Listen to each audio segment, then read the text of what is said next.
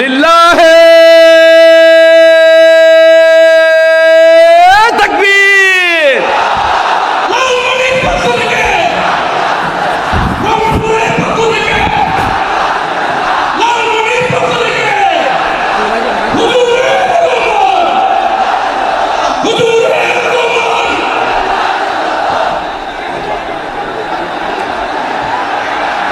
আমি একটু দেখতে চাই যে রংপুর বিভাগের কে কোন জেলা থেকে আপনারা এসছেন। কুড়িগ্রাম থেকে কারা এসছেন দেখি, কুড়িগ্রাম। মাশাআল্লাহ মাশাআল্লাহ। আচ্ছা, গাইবান্ধা জেলার কে আসছেন? গাইবান্ধা, হ্যাঁ মাশাআল্লাহ। ঠাকুরগাঁও অনেকে আসছেন। দিনাজপুর জেলা থেকে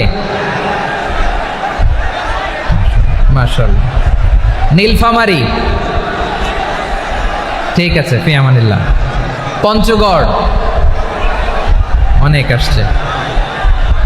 রংপুর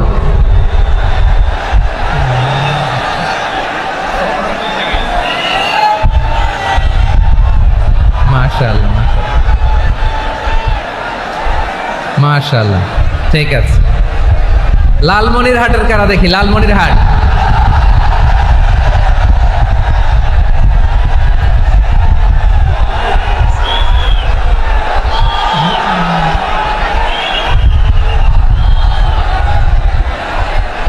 মাশাআল্লাহ মাশাআল্লাহ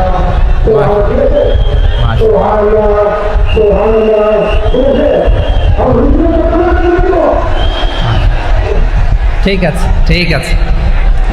আচ্ছা, এই রংপুর বিভাগের বাইরে থেকে অন্য জেলার কারা কারা আসছেন দেখি, তাও আছে অনেকে। মাশাআল্লাহ, ঠিক আছে ঠিক আছে। আজকের প্রোগ্রামে উপস্থিত আছেন প্রধান অতিথি হিসেবে অধ্যক্ষ আসাদুল হাবিব দুলু ভাই, সাংগঠনিক সম্পাদক বিএনপি, জাতীয় নির্বাহী কমিটির সভাপতি, জেলা বিএনপি লালমনিরহাট।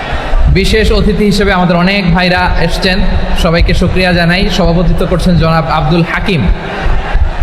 আইন শৃঙ্খলা বাহিনী, প্রশাসন, ভলান্টিয়ার্স, শুনেছি আমি প্রায় 5,000 ভলান্টিয়ার্স আপনারা নিয়োগ দিয়েছেন। আলহামদুলিল্লাহ আলহামদুলিল্লাহ, অনেক গোছালো প্রোগ্রাম। আমার প্রাণ ঢালা ভালোবাসা জানবেন, আমার হৃদয়ের গহীন থেকে ভালোবাসা নেবেন, শুভেচ্ছা জানবেন সবাই।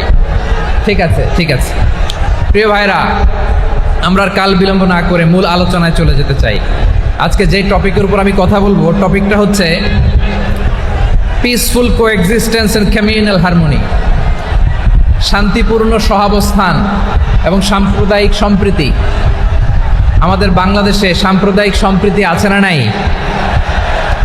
আবহমান কাল থেকে আমরা মুসলিম, হিন্দু, বৌদ্ধ, খ্রিস্টান, পাহাড়ি, নৃগোষ্ঠী মিলেমিশে একাকার, আমরা সবাই মিলে বাংলাদেশ। আওয়াজ করে বলেন ঠিক কিনা? আমাদের পারস্পরিক সম্প্রীতি, ভালোবাসা, সৌহার্দ্যপূর্ণ আচরণ, বোঝাপড়া, এটা বেশ মজবুত। তবে মাঝে মাঝে আমাদের এই সম্প্রীতির ভেতরে অনেকে ফাটল ধরাতে চায়। আমরা যে সুখে আছি, শান্তিতে আছি, এটা অনেকের ভালো লাগে না, ঠিক কিনা বলেন? আমাদের মধ্যে সাম্প্রদায়িক সম্প্রীতি, সৌহার্দ্যপূর্ণ আচরণ, ভালোবাসা, এটা আবহমান কাল ধরে আছে। তার প্রমাণ, আমরা তাফসিরুল মাহফিলের আয়োজন করলে আমাদের হিন্দু ভাইরা ডিস্টার্ব করে না, ঠিক কিনা? এবং আমি যদি বলি হাত তোলেন, হিন্দু ধর্মের কারা কারা এসেছেন, কত শত কত হাজার যে হাত উঠবে, আপনি অবাক হয়ে যাবেন। আমি চাচ্ছি না হাত উঠাতে। খুলনাতে সর্বশেষ যে আমি প্রোগ্রাম করে গেলাম, সেখানে কয়েকশো হিন্দু ভাই আসছে আমাদের আলোচনা শুনতে। আলহামদুলিল্লাহ। অনেক বৌদ্ধরা আসে, অনেক খ্রিস্টানরা আসে। এবার সফরেও অনেক হিন্দু ভাইরা আমার সাথে দেখা করেছে। তারা বলেছে, হুজুর আমরা আপনার আলোচনা শুনি। আলহামদুলিল্লাহ বলেন। So it's our responsibility to present our religion to our non-Muslim brothers and sisters. আমাদের অমুসলিম ভাই বোনদের কাছে ইসলামের সৌন্দর্য তুলে ধরা, এটা আমাদের দায়িত্ব। We all are the ambassador of Islam. আমরা প্রত্যেকে দায়িত্বশীল, আমরা প্রত্যেকে এক একজন ইসলামের অ্যাম্বাসেডর। আলহামদুলিল্লাহ বলেন। এজন্য এমনভাবে দ্য বিউটি অফ ইসলাম, ইসলামের সৌন্দর্য আমাদেরকে ফুটিয়ে তুলতে হবে, যাতে করে নন মুসলিমরা শাহাদা পড়ে, কালিমা পড়ে মুসলমান হয়ে যায়। অনেক নন মুসলিম ভাই বোন আমাদের হাতে শাহাদা পড়ে, কালিমা পড়ে মুসলমান হয়েছে, অনেক। সো আমরা যেন ইসলামের বিউটিটাকে তুলে ধরতে পারি এবং এই যে সম্প্রীতি এটাকে যেন আমরা অটুট রাখতে পারি। আদতে আদতে বাংলাদেশের ইতিহাস বলে আমাদের দেশে কোনো দাঙ্গা নাই, আছে? লালমনিরহাটের ভাইয়ের আওয়াজ করে বলেন, আমাদের দেশে হিন্দু মুসলিম দাঙ্গা আছে? আমরা ভাই ভাই, আওয়াজ করে বলুন তো, আমরা কি ভাই ভাই? কিন্তু কিছু দুষ্ট লোক আছে, তারা আমাদের সম্পর্কের মধ্যে ফাটল ধরাতে চায়, ঠিক কিনা বলেন? মাঝে মাঝে ঝগড়া লাগাতে চায়। দেখবেন পত্রপত্রিকায় দেখা যায় বিভিন্ন ধর্মীয় উপাসনালয়গুলোতে হামলা চালানো হয়। এগুলো রাজনৈতিক উদ্দেশ্য প্রণোদিত, এগুলোর সাথে ইসলামের কোনো সম্পর্ক নাই। এজন্য এই দুর্বৃত্তদের ব্যাপারে আমাদের সাবধান থাকতে হবে। আমরা সবসময় যেমনি ঐক্যবদ্ধ, ইউনাইটেড, আমরা যদি এরকম ইউনাইটেড থাকি, এই সমস্ত দুর্বৃত্তদের কালো হাত ভেঙে দিতে আমাদের 1 ঘন্টাও লাগবে না। চিল্লায় বলো ঠিক কিনা? আমরা সংঘবদ্ধ থাকবো। এই যে আমাদের পিসফুল কোএক্সিস্টেন্স, শান্তিপূর্ণ সহাবস্থান। হিন্দুরা পূজা করে, যেদিন হিন্দুদের পূজা অনুষ্ঠান আমরা ওই দিন তাফসির মাহফিল করি না, ঠিক কিনা বলেন? যেদিন আমাদের তাফসিরুল কোরআনের প্রোগ্রাম, ওই দিন আমাদের হিন্দু ভাইরা ডিস্টার্ব করে না। সুবহানাল্লাহ। হিন্দুদের পূজা অনুষ্ঠানে মাদ্রাসার ছাত্র যে পাহারা দেয়, গোটা বিশ্বে এরকম দৃষ্টান্ত নজির বিরল, ঠিক কিনা বলেন? আইন শৃঙ্খলা বাহিনীর পাশাপাশি মাদ্রাসার ছাত্ররা যে সেখানে পাহারা দেয়, গোটা পৃথিবীতে এই দৃষ্টান্ত আপনি পাবেন না। মাদ্রাসার ছাত্ররা, তারা তো কোরআনের ধারক, তারা হাদিসের ধারক, তারা কেন মন্দির পাহারা দিবে? এই সম্প্রীতিকে ধরে রাখার জন্য, এই সৌহার্দ্যকে ধরে রাখার জন্য, আমাদের পারস্পরিক ভালোবাসাকে অটুট রাখার জন্য। আওয়াজ করে বলতে হবে, ঠিক কিনা? এখন বলেন, আমাদের এই ভালোবাসা অটুট থাক, আমরা চাই কি চাই না? আমরা হিন্দু মুসলিম মিলেমিশে শান্তিপূর্ণ সহাবস্থান, সাম্প্রদায়িক সম্প্রীতি। লালমনিরহাটের ভাইয়ের আওয়াজ করে বলুন, এই সাম্প্রদায়িক সম্প্রীতি আমরা চাই কি চাই না? আল্লাহ এই দেশকে তুমি বরকতময় করো, বাংলাদেশকে তুমি শান্তিময় করো। আওয়াজ করে সবাই বলেন আমিন। এই জায়গাটাতে সামান্য একটু আওয়াজ হচ্ছিল, এটাও থেমে গেছে। আলহামদুলিল্লাহ, আলহামদুলিল্লাহ। এখন একেবারে everything is in my control. মাশাআল্লাহ। ঠিক আছে, আমি মূল আলোচনায় যাই। প্রিয় ভাইরা, আমি বলেছিলাম আমার আলোচনার বিষয় হচ্ছে শান্তিপূর্ণ সহাবস্থান, সাম্প্রদায়িক সম্প্রীতি। আমরা দেখব ইসলাম আমাদেরকে কি কি দিক নির্দেশনা দেয়। শান্ত হইতে হবে। খরগোশের কানের মতো কান দুটো আমার দিকে করে রাখেন। আমি এখনো উঠে যাব, হাত নাড়ায় লাভ নেই, আমি উঠে যাব। তাকায় থাকো আর কান খাড়া, আওয়াজ হবে না। হ্যাঁ, মাশাআল্লাহ, মাশাআল্লাহ, ঠিক আছে। আমরা দেখব যে রাসূল সাল্লাল্লাহু আলাইহি ওয়াসাল্লাম এই পিসফুল কোএক্সিস্টেন্সের জন্য আমাদের কি শিখিয়েছেন, কি কি গাইডলাইন দিয়েছেন। আমরা 1, 2, 3, 4 করে এগুলো আপনাদের সাথে শেয়ার করব। আমি আপনাদের খেদমতে সূরাতুল আনআমের 108 নম্বর আয়াত তেলাওয়াত করেছি।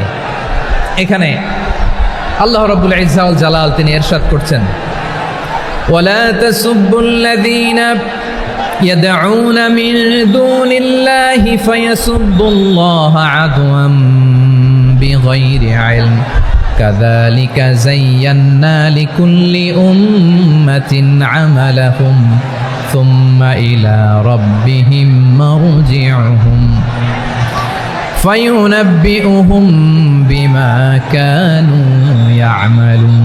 রব্বুল আলামিন বলেন, গোলাম ও আমার ইমানদার বান্দারা, শোনো শোনো। ও আমার বিশ্বাসী বান্দারা, শোনো শোনো।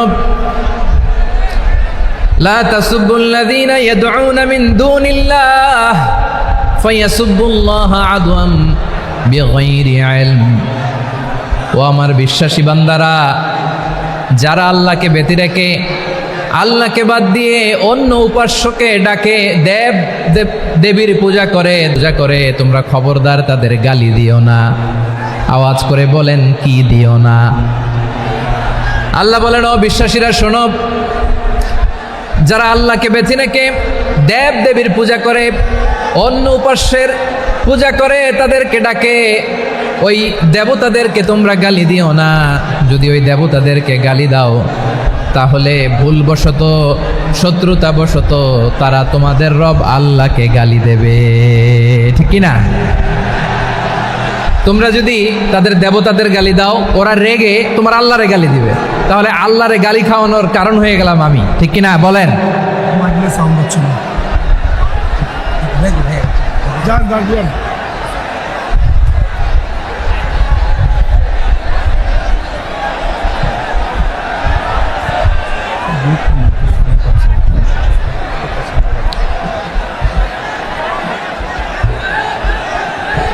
সম্মানিত ভাইয়েরা, এত বিশাল প্রোগ্রাম, মাইকের একটা সেট আপ থাকে, তারগুলো অনেক সময় নড়ে যায়, ধাক্কা ধাক্কিতে ডিসপ্লেস হয়, একটু ঝামেলা হবে।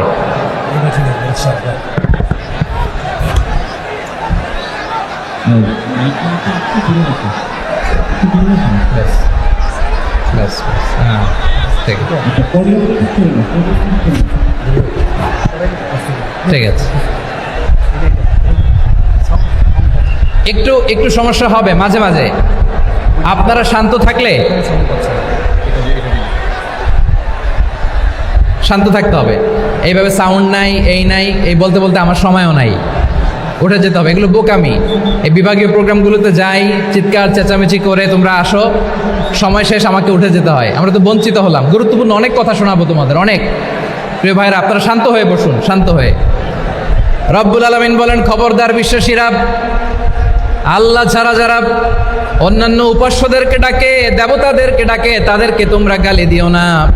ওই সমস্ত দেবতাদেরকে যদি তোমরা গালি দাও, তাহলে তারা আল্লাহকে গালি দিবে, ঠিক কিনা বলেন? আমরা দেবতাদের গালি দিলে ওরা আল্লাহকে গালি দিবে। রব্বুল আলামিন বলেন, খবরদার দেবতাদেরকে গালি দিও না, তাহলে ওরা তোমার রব আল্লাহরে গালি দেবে। প্রতিটি জাতির জন্য তাদের কাজকে আমি আল্লাহ সুশোভিত করে রেখেছি, তারা সবাই একদিন আমার কাছেই ফিরে আসবে। এরপর আমি রব্বুল আলামিন তাদের আমলনামা তাদেরকে জানিয়ে দেব। সুবহানাল্লাহ পড়ে। প্রিয় ভাইয়েরা, আল্লাহ তাআলা বলেছেন, খবরদার গালি দিও না। আদেশটা কার? আওয়াজ করে বলেন তো। হিন্দুদের দেবতা দেবদেবীদেরকে গালি দেওয়া যাবে না, আওয়াজ করে বলুন প্রিয় ভাইয়েরা, এই আদেশটা কার? এই আপনাদের গলার আওয়াজ। অন্য ধর্মের দেবতাদেরকে যে গালি দেওয়া যাবে না, এই আদেশটা কার? আরো জোরে বলুন, কার? গালি দিবেন কোন দেবতাকে? দিবেন? যদি দেন তাহলে ওরা আল্লাহরে গালি দিবে, তাহলে আল্লাহরে গালি খাওয়াইলো কে? আপনি, ঠিক কিনা বলেন? আমি আল্লাহকে গালি খাওয়ানোর কারণ হলাম, কারণ আমি যদি গালি না দিতাম ওরা আমার রবকে গালি দিত না। আওয়াজ করে বলেন ঠিক কিনা? তাহলে প্রিয় ভাইয়েরা, ইসলাম আমাদেরকে শিখায়, সূরাতুল আনআমের 108 নম্বর আয়াত থেকে আমরা বুঝলাম, কোনো ধর্মকে ছোট করা যাবে না। অন্য ধর্মকে ছোট করা মানে ইসলামকে ছোট করা। অন্য ধর্মের দেবতাকে গালি দেওয়া মানে আল্লাহকে গালি খাওয়ানো। আওয়াজ করে বলেন ঠিক কিনা? খবরদার, এটা করা যাবে না। আর অন্য ধর্মের দেবতাকে যদি আপনি গালি দেন, ওরা ইসলাম থেকে দূরে সরে যাবে। যাও ইসলামের প্রতি আকৃষ্ট হয়েছিল, আর কোনোদিন ইসলামের ধারে কাছে আসবে না। আওয়াজ করে বলেন ঠিক কিনা? এজন্য কখনো কোনোদিন অন্য ধর্মের দেবতাদেরকে গালি দেওয়া যাবে না। অন্য ধর্মের কোনো দেবতাদেরকে আমরা গালি দিব না, গালি দিব না, বরং ইসলামের beauty, the beauty of Islam, ইসলামের সৌন্দর্যকে আমরা তুলে ধরব। আমরা যদি বিশ্বনবী সাল্লাল্লাহু আলাইহি ওয়াসাল্লামের জীবনের দিকে তাকাই, তাহলে আমি দেখব বিষ্ণু ইসলাম মক্কাতে কিংবা মদিনাতে অন্য ধর্মের লোকদের সাথে খুব পিসফুলি লাইফ লিড করেছেন। হোক মুশরিক, হোক খ্রিস্টান, হোক ইহুদি, বিশ্বনবী সবার সাথে মিলেমিশে ছিলেন। আলহামদুলিল্লাহ বলেন। ইসলাম হচ্ছে পিসফুল রিলিজিয়ান। অন্য ধর্মের প্রতি সহনশীলতার সবক ইসলাম আমাদেরকে দেয়। কিন্তু প্রতিটি মুসলিমের এটা মনে রাখতে হবে, আল্লাহর কাছে পছন্দনীয় গ্রহণযোগ্য ধর্ম, জীবনাদর্শ একটি, সেটা হচ্ছে ইসলাম। আওয়াজ করে বলেন সেটা কি? লালমনিরহাটের ভাইয়েরা আওয়াজ করে বলুন, আল্লাহর কাছে মনোনীত ধর্ম একটি, সেটা কি? এজন্য রব্বুল আলামিন বলেন, ইন্নাদ-দীনা ইনদাল্লাহিল ইসলাম, আল্লাহর কাছে মনোনীত গ্রহণযোগ্য অ্যাকসেপ্টেড ধর্ম মতাদর্শ একটা, সেটা হলো ইসলাম। ইসলাম ছাড়া অন্য কোনো ধর্ম যদি কেউ তালাশ করে, তার ওই ধর্ম আল্লাহ গ্রহণ করবে না। ওমাই ইয়াবতাগি গায়রাল ইসলামি দীনান ফালাই ইউকবালা মিন ওয়া হুয়া ফিল আখিরাতি মিনাল খাসিরিন।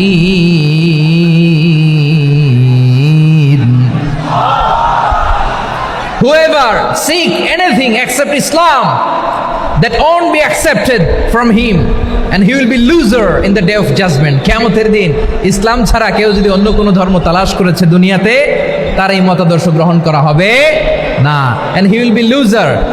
সে হবে লুজার, ক্ষতিগ্রস্ত, হাই হাই কোম্পানির ম্যানেজার। ওর আমও শেষ, সালাও শেষ। আওয়াজ করে বলেন ঠিক কি না? এজন্য ইসলাম পেয়ে আমরা খুশি না বেজার?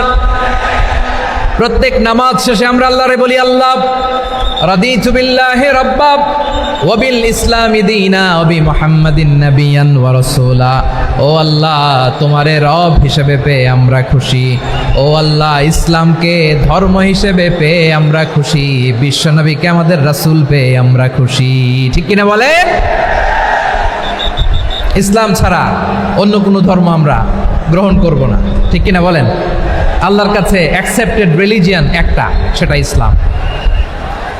তো বিশ্বনবী সাল্লাল্লাহু আলাইহি ওয়াসাল্লাম মক্কাতে কিংবা মদিনাতে খুব পিসফুলি এক্সিস্ট করেছেন, যে কোনো ধর্মের সাথে মিলেমিশে চলেছেন। তার প্রমাণ আমরা যদি রাসূল সাল্লাল্লাহু আলাইহি ওয়াসাল্লামের বায়োগ্রাফির দিকে তাকাই, তাহলে দেখব তিনি মুশরিকদের সাথে পিস ট্রিটি করেছেন, শান্তি চুক্তি, পিস ট্রিটি, পিস এগ্রিমেন্ট। আপনারা হুদাইবিয়ার সন্ধির নাম শুনেছেন? আমার লালমনিরহাটের কলিজার টুকরা ভাইয়েরা, হুদাইবিয়ার সন্ধির নাম আপনারা শোনেন নাই? ষষ্ঠ হিজরিতে বিষ্ণু ঈসা ইসলাম মুশরিকদের সাথে এই ট্রিটি করেছেন, চুক্তি। কাদের সাথে?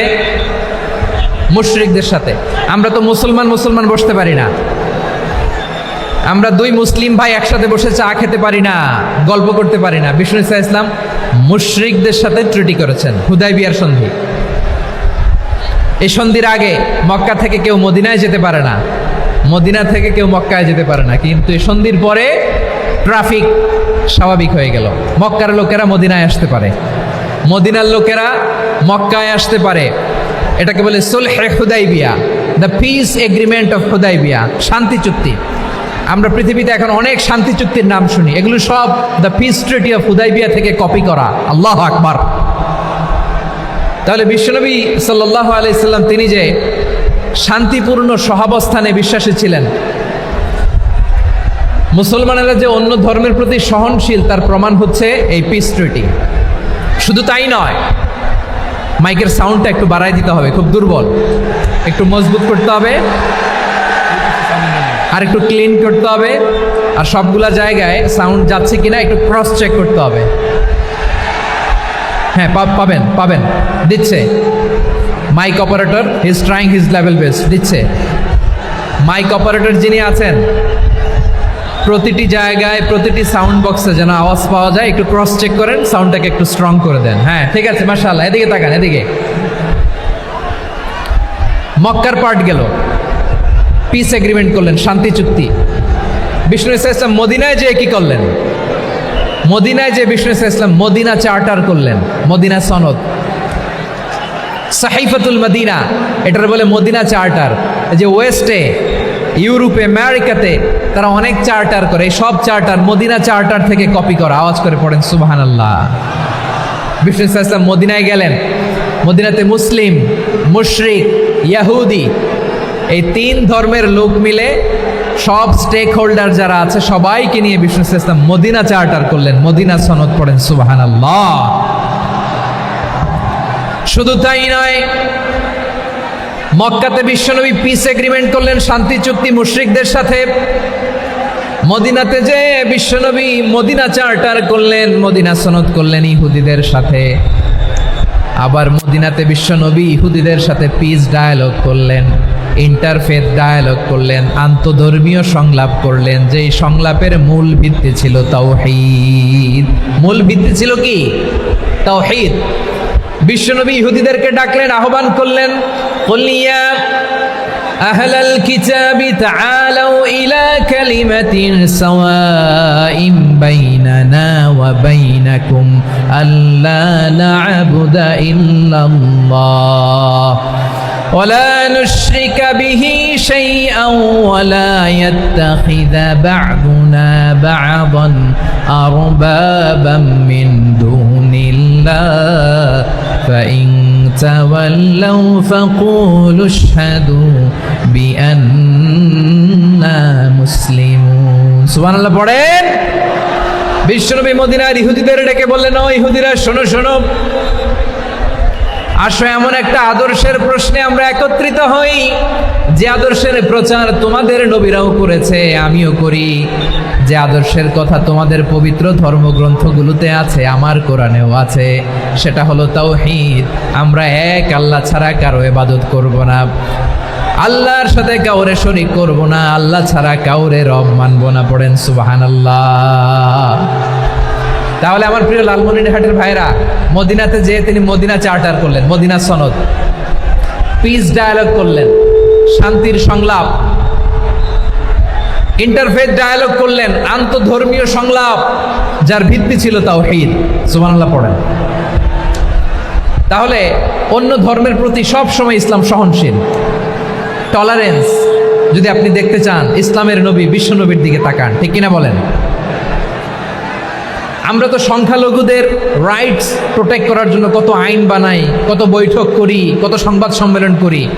বিষ্ণু সাল্লাল্লাহু আলাইহি ওয়াসাল্লাম সংখ্যালঘুদের রাইটসের ব্যাপারে, অধিকারের ব্যাপারে যে কথা বলেছেন, শুনলে আপনি অবাক হয়ে যাবেন। বিশ্বনবী বলেন, আলা মান যালামা মুআহাদান আও ইনতাকাসাহু আও কাল্লাফাহু ফাওকা তাআতিহি আও কাল্লাফাহু ফাওকা তাকাতিহি আও আখাযা মিনহু শাইআন বিগাইরি তিবি নাফসিন ওয়া আনা হাজিজুহু ইয়াউমাল কিয়ামা। খবরদার, জেনে রাখো, কেউ যদি কোনো সংখ্যালঘুর উপরে অত্যাচার করে, কোনো সংখ্যালঘুর প্রাপ্য থেকে যদি কেউ কাউকে ঠকায়, সংখ্যালঘুর উপর যদি কেউ কষ্ট দেয়, কোনো সংখ্যালঘুর সম্পদ যদি কেউ জোর করে কেড়ে নেয়, আমি কিয়ামতের দিন বিশ্বনবী ওই সংখ্যালঘুর পক্ষে আর ওই মুসলমানদের বিপক্ষে বাদী হয়ে দাঁড়াবো। সুবহানাল্লাহ বলতে পারলেন না? আল্লাহু আকবার। আপনি নামাজি, আপনি মুসল্লি, আপনি হাজী সাহেব, তাহাজ্জুদ পড়তে পড়তে কপালে দাগ ফেলে দিছেন, আপনার প্রতিবেশী হিন্দু, ভাবছেন আমার তো পাওয়ার আছে, ওর জমিটা দখল করি। বিশ্বনবী বলেন, কিয়ামতের দিন ওই হিন্দুর পক্ষে তোর বিরুদ্ধে আমি বাদী হয়ে দাঁড়াবো। পৃথিবীর কোন ধর্মে এরকম স্টেটমেন্ট পাবেন? পাবেন? আপনি ভাবছেন আপনি নামাজ পড়লে হাজী সাহেব কপালে দাগ ফেলাই দিলে আপনি সেলসেলায় জান্নাতে চলে যাবেন না? খবরদার।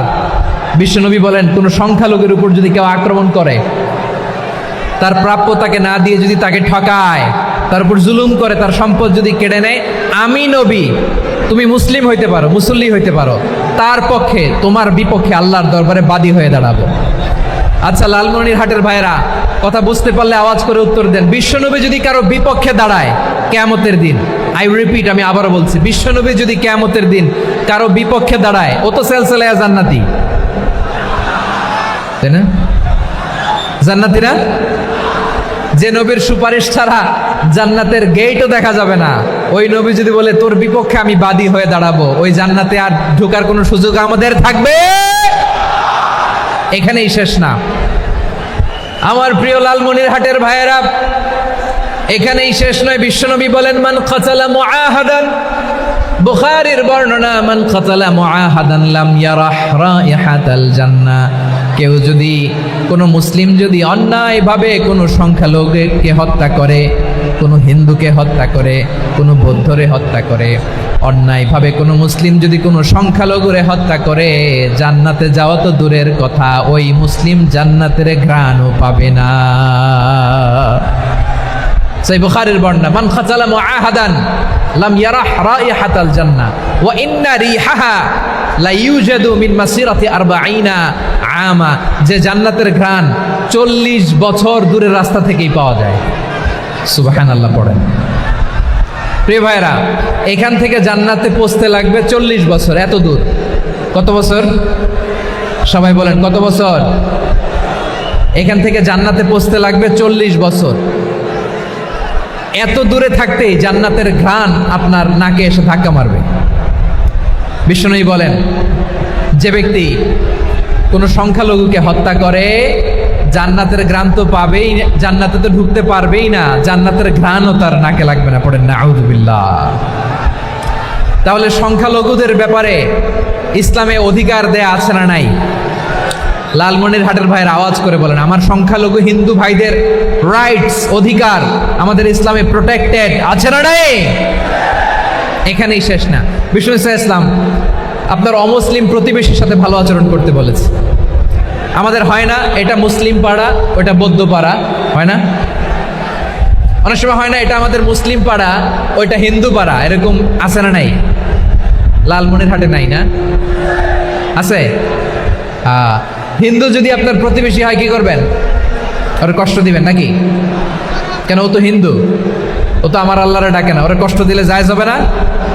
খবরদার। বিষ্ণু ইসলাম বলেন, মান কানা ইউমিনু বিল্লাহ ওয়াল ইয়াউমিল আখির ফালিউকরিম জারাহ, যে আল্লাহ বিশ্বাস করে আর আখিরাতে বিশ্বাস করে সে যেন প্রতিবেশীর সাথে ভালো আচরণ করে। সুবহানাল্লাহ। কলিজা জুড়ায় যায় না আমার নবীর কথাগুলো শুনলে? যে আল্লাহ বিশ্বাস করে, যে আখিরাতে বিশ্বাস করে সে যেন প্রতিবেশীর সাথে ভালো আচরণ করে। এখানে বলছে মুসলিম প্রতিবেশী বলছে, নামাজি প্রতিবেশী বলছে, আল্লাহওয়ালা প্রতিবেশী বলছে না। প্রতিবেশী আস্তিক হোক নাস্তিক হোক, প্রতিবেশী মুমিন হোক মুশরিক হোক, প্রতিবেশী হইলেই তার সাথে ভালো আচরণের দরকার আছে না নাই? আমার প্রিয় লালমনিরহাটের ভাইয়েরা, বিষ্ণু ইসলাম ওনার ইহুদি প্রতিবেশীদের দেখাশোনা করতেন। আওয়াজ না শোনা যাক, আমারও তো দেখা যায়, আমারও তো দেখা যায়। তাকায় থাকেন, তাকায় থাকলে সওয়াব হবে। কোরআনের কথা যেখান থেকে হয় এদিকে তাকায় থাকলেই বরকত। তাকায় থাকেন। জি জি, মাইক, আমি তো আর মাইক ঠিক করতে আসি না এদিকে, এই মাইক ঠিক করব, ওই মাইক ঠিক করব, ওদিকে পাইলট বলবে হুজুর চলে আসেন। জি বসুন, বসুন, মাশাআল্লাহ। হ্যাঁ, খুব শান্ত, ঠিক আছে। পুলিশ ভাইরা না খেয়ে দিনরাত আপনারা যাতে সুশৃঙ্খল একটা প্রোগ্রাম উপহার পান, এটাই চেষ্টা করতেছে। আপনাদেরকে কষ্ট দিতে আসে নাই, একটু একটু সহযোগিতা করেন। জি মাশাআল্লাহ। হ্যাঁ, ঠিক আছে। আমার প্রিয় ভাইরা, প্রতিবেশী আস্তিক হোক নাস্তিক হোক, মুসলিম হোক হিন্দু হোক, তার সাথে ভালো আচরণ করতে হবে। বিষ্ণু ইসলাম ওনার ইহুদি প্রতিবেশীর বাসায় যেতেন। কোন প্রতিবেশী? ইহুদি। আওয়াজ করে বলেন, কোন প্রতিবেশী? ইহুদি। এক ইহুদি কিশোর বিষ্ণু ইসলামের খেদমত করতে, ইহুদি ছেলে আমার নবীর খেদমত করতো, তারা ছিল নবীর প্রতিবেশী। তো অনেক দিন হয় ইহুদি ছেলেটা আসে না। বিষ্ণুনবী খোঁজ দিলেন, ঘটনা কি? একটা ইহুদি ছেলে না আমার খেদমতে আসতো, ছেলেটা কই? খোঁজ নিয়ে জানলেন ছেলেটা অসুস্থ। বিষ্ণু ইসলাম ওই ইহুদির বাড়িতে চলে গেলেন ওই ছেলেটাকে দেখা করার জন্য, ভিজিট করার জন্য। সুবহানাল্লাহ পড়বেন না? গেলেন, যে দেখে ইহুদি ছেলেটা মুমূর্ষ, জান জান যায় যায় ভাব, বিছানায় পড়ে আছে, তার বাবা দাঁড়ানো। বিশ্বনবী তার মাথার পাশে বসলেন, মাথায় হাত বুলিয়ে দিলেন, আর ছেলেটাকে বললেন আসলিম, হে ইহুদি ছেলে আসলিম, ইসলাম ধর্ম গ্রহণ করো। তো ছোট্ট ছেলে ভাবে আমরা ইহুদি, এখন ইসলাম ধর্ম গ্রহণ করলে আব্বা যদি বকা দেয়, ফানাযারা ইলা ওয়াজহি আবি, ছেলেটা তার বাবার চেহারার দিকে তাকালো, দেখি আব্বা কি কয়। আব্বা যদি বলে তাইলে ইসলাম ধর্ম গ্রহণ করবে। ইহুদি ছেলেটা তার বাবার দিকে যখন তাকালো, ওর বাবা বলে আতি আবুল কাসিম, আবুল কাসিম যা বলে তাই করো। আবুল কাসিম হচ্ছে বিষ্ণু ইসলামের একটা কুনিয়াত, উপনাম। আমার রাসূলের বড় ছেলের নাম ছিল কাসেম। যেমন দেখবেন আমাদের এলাকায় কারো ছেলের বড় ছেলের নাম যদি হয় আব্দুল্লাহ, এরা আব্দুল্লাহর বাপ বলে ডাকে। কারো বড় মেয়ের নাম যদি হয় ফাতেমা, এরা কি ডাকে? ফাতেমার বাপ বলে না? তো বিষ্ণু ইসলামের বড় ছেলের নাম ছিল কাসেম। ইহুদি বাবা বলল আতি আবুল কাসেম, আবুল কাসেম যা বলে তাই শোনো, মানে মোহাম্মদ যা বলে তাই শোনো। এই কথা শুনে ছেলে সাহস পাইছে, ছেলে আবার পড়তে আরম্ভ করলো আশহাদু আল্লাহ ইলাহা ইল্লাল্লাহ ওয়া আশহাদু আন্না মুহাম্মাদার রাসূলুল্লাহ, পড়েন আল্লাহু আকবার। বিশ্বনবীর আহ্বান শুনে ওই আহ্বানে সাড়া দিয়ে ইহুদি ছেলে শাহাদা পড়ে মুসলমান হয়ে গেল। তার হৃদয়টার ইমানের নূর দিয়ে আলোকিত করে দিল কে? প্রিয় ভাইরা, এবার রাসূল সাল্লাল্লাহু আলাইহি ওয়াসাল্লাম বের হয়ে আসলেন ঘর থেকে, আর বললেন আলহামদুলিল্লাহিল্লাযী আনকাযাহু মিনান নার, প্রশংসা সে আল্লাহর যে আল্লাহ জাহান্নামে চলে যাচ্ছিল প্রায় এমন একটা লোককে মুহূর্তের মধ্যে কালেমায়ে শাহাদাতের বদৌলতে জান্নাতি বানায় দিলেন। আওয়াজ করে পড়েন সুবহানাল্লাহ। এই হাদিস থেকে আমরা কি শিখলাম? What is the moral of the story? এক নম্বর স্টোরি হলো প্রতিবেশী ইহুদি হোক হিন্দু হোক, যাবেন, সুসম্পর্ক রাখবেন, উপহার দিবেন, বিপদে পাশে দাঁড়াবেন। তাইলেই তো আপনাদের প্রতি, মুসলমানদের প্রতি তারা আকৃষ্ট হবে, ঠিক কিনা বলেন? আপনি যদি হিন্দুদের সাথে বৌদ্ধদের সাথে নাই মিশেন, নাস্তিকের কাছে নাই যান, তো ইসলামের সৌন্দর্যটা ওরা বুঝবে কেমনে? আমার অনেক হিন্দু পরিচিত ভাই আছে, ওরা আমাদের ইফতারির প্রোগ্রামে এসে একসাথে ইফতারি করে। অনেক মদখোর আমার সাথে বসে একসাথে ডিনার করে, হাফ প্যান্ট পরা, গলায় স্বর্ণের চেইন, হাতে স্বর্ণের ব্রেসলেট, আইসা আমার সাথে ডিনার করছে, আছে এরকম। গাঁজাখোর, আমি বলি আসো, welcome welcome to my dinner, আসো বসো। বসলেই তো আমি ওর ডিএনএ, চিন্তার ডিএনএ চেঞ্জ করে দেওয়ার সুযোগ পাবো, চিল্লায় বলো ঠিক কিনা? আসতে হবে আমার কাছে। Our door is open. The door of Islam is open 24/7. সব সময় আমাদের ইসলামের দরজা আমার অমুসলিম ভাইদের জন্য খোলা আছে না নাই? এই হাদিস থেকে দুইটা শিক্ষা। এক নম্বর শিক্ষা, প্রতিবেশী মুসলিম হোক অমুসলিম হোক, যান, অসুস্থ হইলে একটু আপেল নিয়ে যান, আঙ্গুর নিয়ে যান, কমলা নিয়ে যান, তাদের সাথে ভালো আচরণ করেন। ইসলামের বিউটি দেখে, সৌন্দর্য দেখে অবাক হবে, নসিব ভালো হলে কোনোদিন কালিমা পড়ে মুসলমান হয়ে যাবে, ঠিক কিনা বলেন? তাহলে অমুসলিমের সাথে ভালো সম্পর্ক। বিশ্বনবী ইহুদির বাড়িতে গেলেন, ইহুদির বাড়ি, আর আমার মুসলমান ভাই আমার কাফের বলে, এরকম আছে না নাই? হ্যাঁ, মুসলিমরা দেখতে পারে না, সহ্য করতে পারে। বিশ্বনবী সাল্লাল্লাহু আলাইহি ওয়াসাল্লাম ইহুদির বাড়িতে গেলেন, এটা একটা শিক্ষা। আরেকটা শিক্ষা হলো, ভাইয়েরা, ধাক্কা মেরে এসে সামনে এসে কি লাভ? প্রোগ্রাম তো শেষ হচ্ছে, এখনই শেষ হচ্ছে তো। এই যে আমাদের বকশি ভাই ওয়াদা নিল, হাত তোলালো, মিম বলে এত কথা বললো, তো আমি জেলায় জেলায় যেয়ে খালি হাত নাড়াই তোমাদের জন্য নাকি? হ্যাঁ, হাত নাড়াই শুধু। এই ধাক্কাইতে ধাক্কাইতে এদিকে এসে হাত নাড়াইতেছে, হয়েছে তো, দেখলাম তো, ঠিক আছে, মাশাআল্লাহ, অনেক সুশৃঙ্খল, অন্যান্য যে কোনো জেলার জন্য সুশৃঙ্খল। আমার দিকে তাকাও, আমার দিকে তাকাও, ঠিক আছে। এই যে দাঁড়িয়ে আছে, একটা ছেলে নড়ে না, দেখছেন? মাশাআল্লাহ মাশাআল্লাহ মাশাআল্লাহ। হ্যাঁ, এইভাবেই। আর কয়েকটা মজাদার কথা আছে, শোনো। এই হাদিস থেকে আমাদের শিক্ষা হলো, আমার প্রতিবেশী যেই ধর্মের হোক আমি সম্পর্ক রাখবো। অসুস্থ হলে যাব, কি বলেন ভাইরা? যাবেন না? যাবেন না আপনারা? আচ্ছা, 2 নম্বর শিক্ষা হলো, বিষ্ণু ইসলামের খাদেম ছিল ইহুদি, এতদিন খেদমত করলো, একদিনও বিশ্বনবী ওরা কালিমার দাওয়াত দেয় নাই। কারণ কি? বিশ্বনবী একটা ভালো সময়ের অপেক্ষা করতেছিলেন, প্রপার টাইমিং। দাঈর কাজ হচ্ছে দাঈ ইলাল্লাহ, সে হচ্ছে সুযোগ সন্ধানী। দাঈ সুযোগ খোঁজে, কখন দাওয়া দিলে ব্যাটে বলে হবে, ঝোপ বুঝে কোপ মারে, ঠিক কিনা বলেন? বিষ্ণু ইসলাম ভালো সময়ের অপেক্ষা করতেছিলেন, দেখি ভালো সময় আসুক আসুক আসুক আসুক। আস্তে আস্তে এমন সময় আসছে, ছেলে এবার মুমূর্ষ। অসুস্থ ব্যক্তির হৃদয় অত্যন্ত নরম থাকে, হসপিটালে যখন কেউ যায় তার হৃদয়টা বড্ড নরম থাকে, মৃত্যুর ভয়ে তার অন্তরটা নরম থাকে, ঠিক কিনা বলেন? এই প্রপার টাইমিং এর অপেক্ষা করতেছিলেন। যখনই টাইমিং পেয়েছেন, দাওয়াত দিলেন, পড়ো লা ইলাহা ইল্লাল্লাহ, সুবহানাল্লাহ পড়েন সবাই। তাহলে ইসলাম অমুসলিম প্রতিবেশীর সাথে ভালো আচরণ করতে বলে। ইসলাম অমুসলিম মাতা পিতার সাথেও ভালো আচরণ করতে বলে। মাতা পিতা যদি অমুসলিম হয়, তারা ফেলে দিতে পারবেন? পারবেন? আমার লালমনিরহাটের ভাইয়েরা, অনেক হিন্দু ছেলে আমাদের হাতে শাহাদা পড়ে মুসলিম হয়, কিন্তু ওর মা মুসলমান হয় নাই, বাবাও হয় নাই, এরকম আছে না নাই? তো ও হয়েছে মুসলিম, মা বাপ হিন্দু, এখন মা বাপ কি বাদ? হ্যাঁ, মা বাপ বাদ দেয়া যাবে? যেই মা আপনারে 9 মাস 8 মাস পেটে ধারণ করলো, আপনার মায়ের নার ছেঁড়া ধন, আপনি ওই মারে বাদ দিতে পারবেন? যে মায়ের বুকের তাজা দুধ খেয়ে আপনি আজকে বাড়ন্ত তাজা তরতাজা, ওই মারে বাদ দেয়া যাবে? মায়ের এক ধারে দুধের দাম, কাটিয়া গায়ের চাম, পাপুষ বানাইলেও ঋণের শোধ হবে না, এমন দরদি ভাবে কেউ হবে না আমার মাহা গো। মায়ের এক ধারে দুধের দাম, কাটিয়া গায়ের চাম, পাপুষ বানাইলেও ঋণের শোধ হবে না, এমন দরদি ভাবে কেউ হবে না আমার মাহা গো, ঠিক কিনা? মাকে তো বাদ দেওয়া যায় না। وَقَضَى رَبُّكَ أَلَّا تَعْبُدُوا إِلَّا إِيَّاهُ وَبِالْوَالِدَيْنِ إِحْسَانًا। আল্লাহ বলে অবধারিত দুইটা ভার্ডিক তোমাদের জন্য, এক আল্লাহর ইবাদত করবা আর মা বাবার প্রতি ইহসান করবা। আদেশটা কার?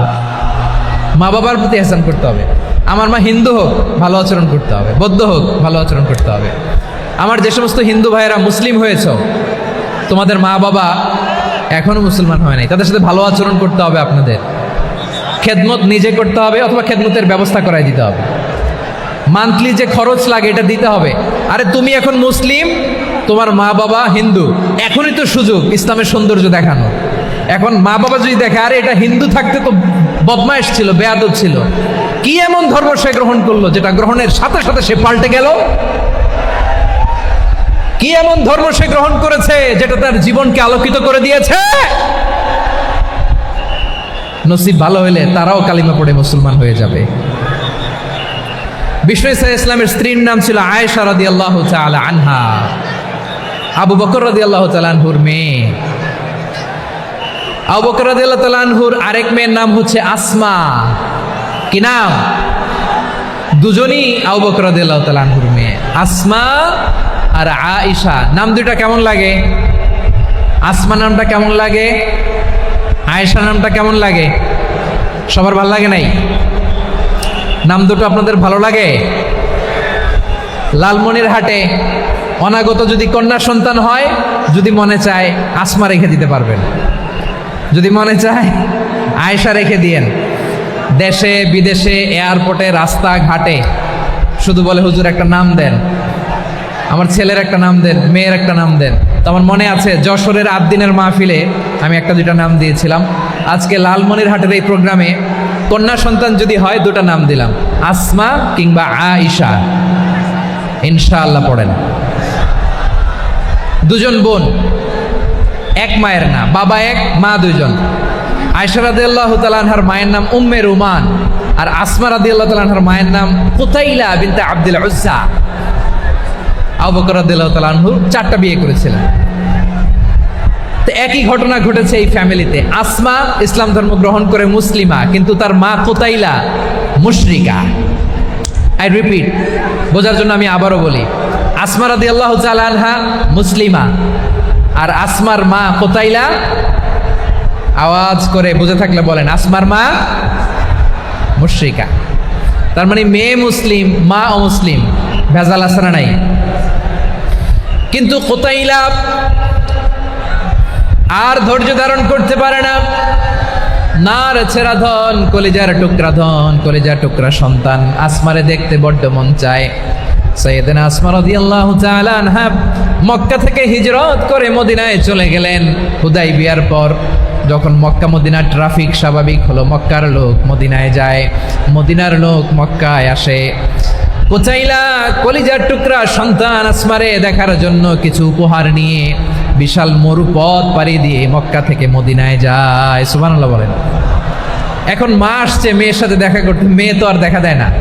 মেয়ে ভাবছে আমার মা তো মুশরিকা, অপবিত্রা, তার সাথে কি দেখা দেয়া যাবে? বিশ্বনবীর দরবারে চলে গেলেন। সুবহানাল্লাহ বলেন। কি সৌভাগ্যবান ছিল তারা, মাসলা জানার দরকার হলেই নবীর দরবারে চলে যেত। ঘরে বউয়ের সাথে ঝগড়া হলে নবীর দরবারে চলে যেত।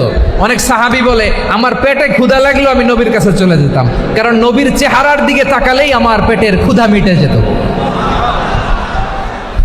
সাইয়েদনা আসমা রাদিয়াল্লাহু তাআলা আনহা বিশ্বনবীর কাছে চলে গেলেন, যে বললেন ইয়া রাসূলুল্লাহ ইয়া হাবিবাল্লাহ ইন্না উম্মি কাদিমাতুন ইলাইয়া ওয়া হিয়া রাগিবা। আমার মা মক্কা থেকে অনেক দূর মরুর পথ পাড়ি দিয়ে উপহার সামগ্রী নিয়ে মদিনায় আমার সাথে দেখা করতে এসেছে গো নবী। আমার জানতে বড্ড ইচ্ছে হয় আমি আমার মুশরিকা মাখা করতে পারবো কিনা। আফা আসিলুহা, আগে যেমনি আমি আমার মায়ের সাথে ভালো আচরণ করতাম, যেমনি আমি আমার মায়ের সাথে সদাচরণ করতাম গো নবী, এখন আমি মুসলিমা, মা মুশরিকা, এখনো কি আগের মতো সদাচরণ করতে পারবো নাকি? বিশ্বনবী বললেন নাম সিলিহা, হ্যাঁ রে আসমা, অবশ্যই অবশ্যই, আগে ঠিক যেমন তুমি তোমার মায়ের সাথে ভালো আচরণ করতে, এখনো তেমনি আগের মতো ভালো আচরণ করবা। আওয়াজ করে পড়েন সুবহানাল্লাহ। কি ইসলাম আমরা পেয়েছি, কত ব্রড মাইন্ডেড আমাদের ইসলাম, কত ওপেন মাইন্ডেড ইসলাম, কত ওপেন আপ করতে পারে, চিন্তা করতে পারেন। বিষ্ণু বললেন হ্যাঁ অবশ্যই, নাম সুলিহা, আগে যেমনি ভালো আচরণ করছো আসমা, এখন ওইরকমই করো, পারলে আরো বাড়ায় করো। সুবহানাল্লাহ বলেন। তাহলে আমার যে হিন্দু ভাইয়েরা, হিন্দু বোনেরা, ইমানের দৌলতে আপনি ধন্য হয়েছেন, আপনার আম্মা আব্বা এখনো মুসলমান হয় নাই, তাদের জন্য দোয়া করেন, তাদের জন্য দোয়া করেন, আল্লাহ যেন তাদেরকেও ইমানের দৌলত দান করে। আমরা সবাই পড়ি আমিন, আরো জোরে পড়েন আমিন। এখন বলেন, ইসলাম কি ন্যারো মাইন্ডেড রিলিজিয়ান না ব্রড মাইন্ডেড? লালমনিরহাটের যুবক ভাইরা আওয়াজ করো, ইসলাম কি ন্যারো মাইন্ডেড না ব্রড মাইন্ডেড? কতটা ব্রড মাইন্ডেড দেখেন। বিশ্বনবী সাল্লাল্লাহু আলাইহি সাল্লাম অমুসলিমরা যদি নবীকে উপহার দিত, ওই উপহারও বিশ্বনবী গ্রহণ করতেন। সুবহানাল্লাহ পড়েন। আপনার অমুসলিম বন্ধু যদি উপহার দেয়, সেটাও আপনি নিতে পারবেন, যেটা নেওয়া জায়েজ। কিন্তু আপনার বন্ধু যদি আপনার মদের বোতল দেয়, নিতে পারবেন? হ্যাঁ, মদের বোতল দিলে পারবেন না। আপনার বন্ধু যদি আপনার পর্ক দেয়, পর্ক, শুকরের গোশত মিশ্রিত কোনো খাবার, ওটা নিতে পারবেন না। হালাল যে কোনো জিনিস নিতে পারবেন। বিশ্বনবী সাল্লাল্লাহু আলাইহি ওয়াসাল্লাম অমুসলিমদের দেয়া হাদিয়া গ্রহণ করতেন। কেমন নবী ছিলেন? আমার নবীরে চিনে নেন, আমার নবীর অ্যাটিটিউড জেনে নেন। বিশ্বনবী সাল্লাল্লাহু আলাইহি ওয়াসাল্লাম যখন কোনো জনপদে যেতেন, 3টা অপশন নিয়ে যেতেন। প্রিয় ভাইয়ের আওয়াজ করে বলতে হবে, কোনো জনপদে গেলে আমার নবীর অপশন থাকতো কয়টা? আমার মতো 3 আঙ্গুল উঁচু করে দেখান আর বলুন, আমার নবী কোনো জনপদে গেলে কয়টা অপশন নিয়ে যেতেন? 1 নম্বর অপশন আসলিম তাসলাম। নতুন এলাকায় গেলে বলতেন আসলিম তাসলাম, ইসলাম ধর্ম গ্রহণ করো, শান্তিতে থাকবা, আমার ভাই হয়ে যাবো, আমরা ভাই ভাই, ইসলাম মানো, আমরা ভাই ভাই। অপশন নাম্বার কত? 1। যদি বলে না ইসলাম মানবো না, ওকে, অপশন নাম্বার 2, মুসলিম হওয়ার দরকার নাই, লা ইকরাহা ফিদ্দিন, ইসলামে কোনো বাড়াবাড়ি নাই। খ্রিস্টান আছো থাকো, বৌদ্ধ আছো থাকো, ইহুদি থাকতে চাও থাকো, কিন্তু আমরা যেহেতু রিজিওনাল সুপার পাওয়ার, আমাদের আন্ডারে থাকো, ট্যাক্স দিয়া থাকো, এটার বলে জিজিয়া। আলেম যারা আছেন বুঝবেন, এটার আরবিতে কি বলে? জিজিয়া। You pay us the tax, we will give you the security. তোমরা ট্যাক্স দিবা, আমরা সিকিউরিটি দিব, আমাদের আওতায় থাকবা, কেউ তোমাদেরকে আক্রমণ করতে পারবে না, আমরা নিরাপত্তা দিব। সুবহানাল্লাহ বলেন। এটা অপশন নাম্বার কত? আচ্ছা, বুঝে থাকলে বলেন, 1 নম্বর অপশন কি ছিল? ইসলাম। ইসলাম মানো, শান্তিতে থাকবা, ভাই ভাই, আমরা ভাই ভাই। অপশন নাম্বার 2, ট্যাক্স দাও, আমরা নিরাপত্তা দিব, মুসলিম হওয়া লাগবে না। এখন 1 নম্বরও মানে না, 2 নম্বরও মানে না, মুসলিম হব না, ভালো, খ্রিস্টান থাকো, ট্যাক্স দাও, আমরা সিকিউরিটি দিব না, এইটাও মানি না। বিষ্ণু বলেন, তাহলে তলোয়ার আমাদের আর তোমাদের মাঝে ফয়সালা করবে। মুসলিমও হব না, ট্যাক্স দিবা, নিরাপত্তা দিব, আমরা সুপার পাওয়ার, আমাদের আন্ডারে থাকবে, এইটাও না। তাহলে তোমাদেরকে তো আমরা বিশ্বাস করতে পারি না, কখন না কখন বিশ্বাসঘাতকতা করো, কার সাথে মিলে হাত মিলাও, তলোয়ার আমাদের মাঝে ফয়সালা করবে। তখন তিনি জেহাদের সশস্ত্র সংগ্রামের ঘোষণা দিতেন। সুবহানাল্লাহ পড়েন। দেখেন, পশ্চিমারা জেহাদকে এইভাবে চিত্রায়িত করে না। ওরা জেহাদ বলতে বোঝায় তলোয়ার, হাত কাটো, গলা কাটো, না, জেহাদ সশস্ত্র সংগ্রাম 3 নম্বরে। অধিকাংশ ক্ষেত্রেই বিশ্বনবীর সুন্দর আচরণ দেখে, আরে আমার নবীর যে নুরানি চেহারা, অনেকে তো কেবল সিরেফ চেহারাটা দেখেই কালিমা পড়ে মুসলমান হয়ে গিয়েছে। যারা মুসলিম হয় নাই, তারা তাদের ইসলামেই বলবৎ ছিল, ট্যাক্স দিয়ে ইসলামের আন্ডারে ছিল।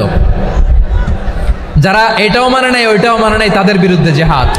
বিষ্ণু ইসলাম 7ম হিজরিতে যখন খায়বার বিজয়ের পরে ইসলাম রিজিওনাল সুপার পাওয়ার হিসেবে আত্মপ্রকাশ করলো, বিশ্বনবী চিঠি লিখলেন অন্যান্য সুপার পাওয়ারের কাছে, রাষ্ট্রীয় চিঠি লেখে এক রাষ্ট্রপ্রধান আরেক রাষ্ট্রপ্রধানের কাছে, ঠিক কিনা বলেন? জানেন না আপনারা? এই যে 24-এর ছাত্র নাগরিক অভ্যুত্থানে, এই অভ্যুত্থান যখন শুরু হয়, আমি তখন সাউথ আফ্রিকাতে, একটা স্ট্যাটাস দিয়েছিলাম, কোটা নয়, গোটা দেশ সংস্কার করা লাগবে। শুধু বাংলাদেশ নয়, সারা বিশ্বের বাংলা ভাষাভাষী লোকেরা এই আন্দোলনের সাথে সমর্থন তারা করেছে, এটাকে সাপোর্ট করেছে, তারা সমর্থন দিয়েছে। আমাদের ইউনাইটেড আরব আমিরাতের বাংলাদেশি ভাইয়েরা, তারা সেখানে রাস্তায় নেমে এসেছিল, জানেন? ওইখানে ডেমনস্ট্রেশন করা যায় না, সেখানকার সরকার তাদেরকে যাবজ্জীবন দিয়েছিল। তখন আমাদের এই যে প্রধান উপদেষ্টা ডক্টর মোহাম্মদ ইউনূস সরাসরি G2G বলে এটারে, G2G, government to government, G2G, উনি চিঠি লিখলেন যে তাদেরকে, ইউর হাইনেস, হে সম্মানিত আমির, আপনি আমার এই চিঠির কারণে আমার সম্মানে এই 53 জন বাংলাদেশিকে মাফ করে দেন। এই চিঠির বদৌলতে বেকসুর খালাস পেয়ে গিয়েছিল আমাদের ভাইরা, জানেন না এই ঘটনা আপনারা? তাহলে গভর্নমেন্ট টু গভর্নমেন্ট চিঠি দেওয়া হয়। সপ্তম হিজরিতে বিষ্ণু ইসলাম সব সুপার পাওয়ারের কাছে চিঠি দিলেন, রোমান সম্রাটের কাছে, পারস্য অধিপতির কাছে, মিশরের অধিপতির কাছে, সবার কাছে চিঠি লিখলেন। চিঠির ভাষা ছিল এরকম, মিন মুহাম্মাদিন রাসূলিল্লাহ ইলা মুকাওকিস আযীমিল কিবত, মুহাম্মদ রাসূলুল্লাহর পক্ষ থেকে মিশরের বাদশার কাছে, আসলিম তাসলাম, ইসলাম মানো শান্তিতে থাকবা, সালামুন আলা মান ইত্তাবা আল হুদা, শান্তি তার জন্য যে হেদায়েতের অনুসরণ করে। সুবহানাল্লাহ পড়েন। তো এই চিঠি অনেকে ভালোভাবে রিসিভ করেছে, অনেকে এই চিঠি পাওয়ার পরে নবীর কাছে আবার ইন রিটার্ন উপহার পাঠিয়েছে। কি পাঠিয়েছে? উপহার। মিশরের বাদশাহ মুকাওকিস তিনি বিশ্বনবীকে বিশাল এক উপহারের ডালি পাঠিয়েছেন। মিশরের বাদশাহ মুকাওকিস ছিলেন ধর্মে খ্রিস্টান। লালমনিরহাটের ভাইয়েরা আওয়াজ করে বলেন, মিশরের বাদশাহ ধর্মে কি ছিল? খ্রিস্টান। কি উপহার দিয়েছিল আমার নবীকে? শুনতে মনে চায়? আওয়াজ নাই লালমনিরহাটের গলায়, শুনতে মনে চায়? 1000 স্বর্ণমুদ্রা, 1000 স্বর্ণমুদ্রা। 2টা খ্রিস্টান দাসী, একজনের নাম মারিয়া বিনতে শামউন আল কিবতিয়া, আরেকজনের নাম সিরিন বিনতে শামউন আল কিবতিয়া। একজন খ্রিস্টান দাস 20 থান কাপড় জামা বানানোর জন্য, আমরা নবী যেন সেলাই করে জামা বানাতে পারে এজন্য 20 থান কাপড়, 20 থান ফাইন গার্মেন্ট। সুবহানাল্লাহ পড়বেন না? এরপরে একটা গাধা যেটার নাম ছিল উফাইর, আর একটা খচ্চর, এটার নাম ছিল দুলদুল। খচ্চর চিনেন? গাধা আর ঘোড়ার ক্রসিং এ যে প্রাণীটা দুনিয়াতে আসে ওটার খচ্চর বলে। তো এই যে সুপার পাওয়ার খ্রিস্টান বাদশার কাছে নবী চিঠি লিখলেন, ওই খ্রিস্টান বাদশাহ আমার নবীকে উপহার দিল। বিশ্বনবী এই উপহারগুলো সানন্দে গ্রহণ করেছে। সুবহানাল্লাহ পড়বেন না? তাহলে অমুসলিম কেউ যদি আপনাকে উপহার দেয়, হালাল উপহার হলে আপনি গ্রহণ করতে পারবেন। অনুরূপভাবে পারস্যের বাদশাহ, রোম সম্রাট বিশ্বনবীকে উপহার পাঠিয়েছেন, আমার নবী সবগুলো উপহার গিফট গ্রহণ করেছেন। সুবহানাল্লাহ বলেন। তাহলে প্রিয় লালমনিরহাট, আওয়াজ করে বলুন, ইসলাম কি ন্যারো মাইন্ডেড রিলিজিয়ন না ব্রড মাইন্ডেড? আম্মাজান আয়েশার কাছে মাসালা জানতে চায় মেয়েরা, হে আম্মাজান, অগ্নি উপাসকেরা তাদের ঈদের দিন নওরোজের সময় আমাদেরকে পাখি দেয়, নেওয়া যাবে? উনি বললেন, ওরা জবাই করে দিলে নেওয়া যাবে না, কিন্তু ওরা যদি ফলমূল এরকম খাবার দেয় এগুলো নেওয়া যাবে। তার মানে অমুসলিমদের দেয়া উপহার এটা গ্রহণ করা যায়। সুবহানাল্লাহ বলেন। শুধু তাই নয়, বিষ্ণু ঈসা ইসলাম অমুসলিমদের সাথে আর্থিক লেনদেনও করেছেন, ফিনান্সিয়াল ডিলিং করেছেন। অমুসলিমদের সাথে প্রয়োজনে আপনি ফিনান্সিয়াল ডিলিং করতে পারবেন। আমরা প্রায় দেখি বাজারের মিষ্টির দোকানগুলো আমার হিন্দু ভাইদের। লালমনিরহাটে মিষ্টির দোকান, দইয়ের দোকান কারা চালায়? হিন্দুরা চালায় না? তারপরে যে বারবার শপ, চুল কাটে যে নাপিত, অধিকাংশ নাপিতের দোকানে কারা? আমার হিন্দু ভাইরা। তা আপনি চুল কাটতে পারবেন কিনা? পারবেন কিনা বলেন? পারবেন। তার দোকান থেকে দই মিষ্টি কিনতে পারবেন কিনা? হ্যাঁ, আমার মুসলিম ভাইয়ের দোকান থাকলে ওইটারে আমি বেশি প্রায়োরিটি দিব, ঠিক কিনা?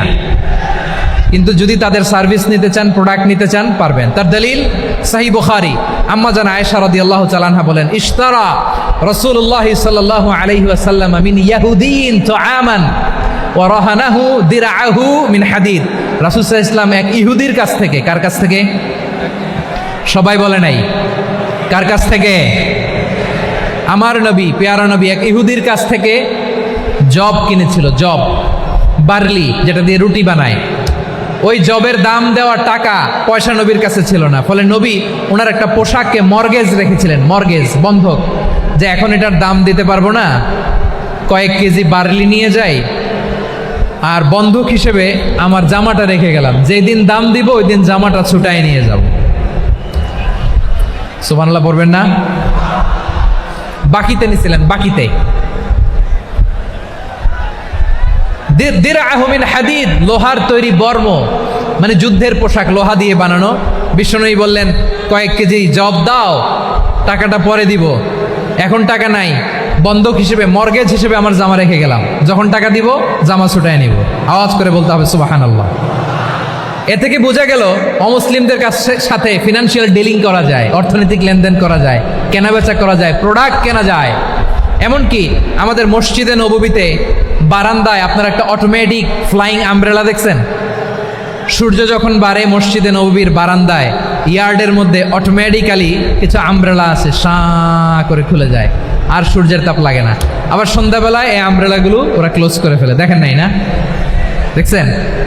এই মসজিদে নববীকে সর্বোচ্চ উন্নত মানের কনস্ট্রাকশন ইনফ্রাস্ট্রাকচারে ডেভেলপ করার জন্য কর্তৃপক্ষ কিছু অমুসলিম ইঞ্জিনিয়ারের, ডিজাইনারের সহায়তা নিয়েছিল। সুবহানাল্লাহ বলেন। কোন দলিলের ভিত্তিতে? এই দলিলের ভিত্তিতে যে বিষ্ণু ঈসা ইসলাম অমুসলিমদের সাথেও লেনদেন করেছেন। আওয়াজ করে বলতে হবে আল্লাহু আকবার। শুধু তাই নয়, ইন কেস অফ ইমার্জেন্সি, প্রয়োজনে ইসলামের খাতিরে, ইসলামকে সামনের দিকে এগিয়ে নিয়ে যাওয়ার জন্য অমুসলিমদের সাপোর্ট নেওয়া জায়েজ আছে। সুবহানাল্লাহ বলেন। অমুসলিমদের সাপোর্ট নেয়া, তাদের থেকে অর্থ নেয়া, পলিটিক্যাল সাপোর্ট, পলিটিক্যাল অ্যাসাইলাম নেওয়া জায়েজ আছে। আমাদের অনেক বিশ্ববরেণ্য দায়ীরা আমেরিকায় অস্থায়ীভাবে অ্যাসাইলাম নিয়ে থাকে, নিজের দেশে গেলে ফাঁসিতে ঝুলাই দিবে। যুগ যুগ ধরে দায়ীদের উপর এরকম অত্যাচার আর নির্যাতন আছে না নাই? মিশরের অনেক দায়ীরা পাশ্চাত্যে যেয়ে থাকে, এই যে তারা পলিটিক্যাল অ্যাসাইলাম নিয়ে থাকে, রাজনৈতিক আশ্রয়ে, এটা জায়েজ আছে না? এটা যে জায়েজ আছে তার প্রমাণ স্বয়ং বিশ্বনবী সাল্লাল্লাহু আলাইহি ওয়াসাল্লাম পলিটিক্যাল সাপোর্ট নিয়েছিলেন অমুসলিমদের কাছ থেকে। সুবহানাল্লাহ বলেন। খুব মজাদার একটা ঘটনা শুনবেন, আপনাদের আগ্রহ দেখে তো মনে হয় না শোনার ইচ্ছা আছে। আছে আছে, গলায় জোর আছে। লিল্লাহি তাকবীর, লিল্লাহি তাকবীর, নারে তাকবীর। মাশাআল্লাহ।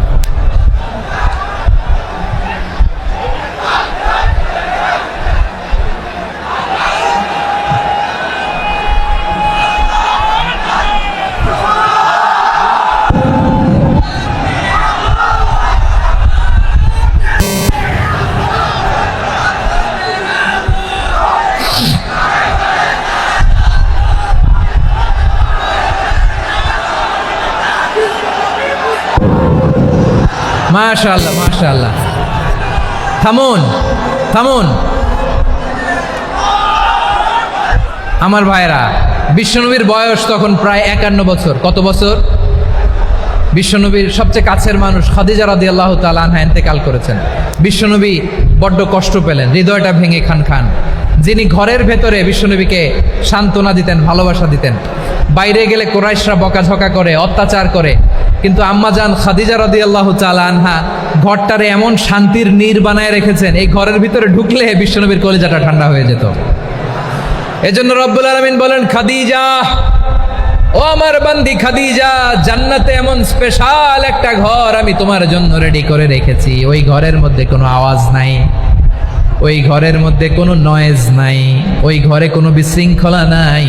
কারণ মক্কার জমিনে আমার নবী কুরাইশদের বিশৃঙ্খলা, নয়েজ আর ঝামেলাগুলোকে উপেক্ষা করে যখন তোমার ঘরের ভিতরে ঢুকতো, ঘরটারে তুমি শান্তির নীড়, ঠান্ডা, নীরব, নিস্তব্ধ, নিঝুম আর শান্তির নীড় বানিয়ে রেখেছ। এজন্য জান্নাতে স্পেশাল একটা শান্তির নীড় আমি তোমারে উপহার দেব। ওই প্রিয়তমা স্ত্রী খাদিজা ইন্তেকাল করলেন, বিশ্বনবীর হৃদয় ভেঙে খান খান। আবার ওনার চাচা আবু তালেব ইন্তেকাল করলেন, যিনি পলিটিক্যাল শেল্টার দিতেন নবীকে। কে দিতেন? আবু তালেবের ভয়ে, বিশ্বনবীর এই চাচার ভয়ে কোনো মুশরিক নবীর গায়ে হাত দেওয়ার সাহস পায় নাই। এখন স্ত্রীও নাই, চাচাও নাই, নবীকে আশ্রয় দেওয়ার কেউ নাই। নবীর চারদিকে অন্ধকার। নবী এখন কই যাবেন?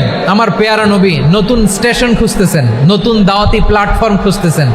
তিনি যায়েদ বিন হারেসা রাদিয়াল্লাহু তাআলা আনহুকে নিয়ে মক্কার পাশের একটা নেইবরিং সিটি তায়েফে চলে গেলেন। কোথায় চলে গেলেন? লালমনিরহাটের ভাইয়ের আওয়াজ করে বলেন, কোথায় গেলেন? তায়েফে চলে গেলেন দিনের দাওয়াত দেওয়ার জন্য। কি দেওয়ার জন্য? নাকি জমি কিনতে গেছিলেন? জমি কিনতে, দুনিয়ার যশ খ্যাতির জন্য, নিজের কোনো লাভের জন্য? তায়েফবাসীদেরকে জাহান্নামের আগুন থেকে বাঁচানোর জন্য। আওয়াজ করে বলতে হবে, ঠিক কিনা? বিশ্বনবী বিশাল মরুপথ, পাহাড়ি পথ পাড়ি দিয়ে তায়েফের মরুজমিনে গেলেন কোরআনের দাওয়াত নিয়ে, ইমানের দাওয়াত নিয়ে। কিন্তু তায়েফের লোকেরা বিশ্বনবীর দাওয়াতকে শুধু প্রত্যাখ্যান করেই থামে নাই, তারা বিশ্বনবীর সাথে অত্যন্ত খারাপ আচরণ করেছে। বিশ্বনবীকে শারীরিকভাবে হেনস্থা করেছে, আমার নবীকে শারীরিকভাবে অত্যাচার করেছে, আমার পেয়ারা নবীর গায়ে পাথর মেরেছে, বিশ্বনবীর গা বেয়ে ঝরঝর করে রক্ত ঝরেছে, নবী জামিনের মধ্যে লুটিয়ে পড়েছেন, আবার মেরেছে, আবার নবী হাঁটতে শুরু করলেন, পেছন থেকে আবার মেরেছে, আবার নবী রক্তাক্ত হয়ে জামিনের মধ্যে লুটিয়ে পড়লেন, আবার মেরেছে। বিশ্বনবীর মতো এত সুশ্রী মানব, বিশ্বনবীর মতো এত শুভ্র মানব, বিশ্বনবীর মতো এমন চমৎকার দেহাবয়ব দিয়ে রব্বুল আলামিন কাউকে বানান নাই। এরকম চমৎকার মানুষটাকে তারা তায়েফের ওই জমিনে রক্তাক্ত করেছে। বিশ্বনবী দুনিয়ার কোনো স্বার্থের জন্য সেখানে যান নাই, নিজের কোনো লাভের জন্য, প্রাপ্তির জন্য যান নাই, তায়েফবাসীদের জাহান্নামের আগুন থেকে বাঁচাতে গিয়েছেন। ঠিক কিনা বলেন? খেয়ে না খেয়ে দিন প্রচারের কাজে নিজেকে দিয়েছ বিলিয়ে, তায়েফের কাফিরেরা চিনল না সে আলো, দুষ্ট ছেলেদের পিছু দিল লেলিয়ে, পাথরের আঘাতে ক্ষত বিক্ষত হয়ে সারা শরীর থেকে রক্ত ঝরে। হে রাসূল তোমাকে ভুলি আমি কেমন করে, হে রাসূল তোমাকে ভুলি আমি কেমন করে। পারেন না আপনারা?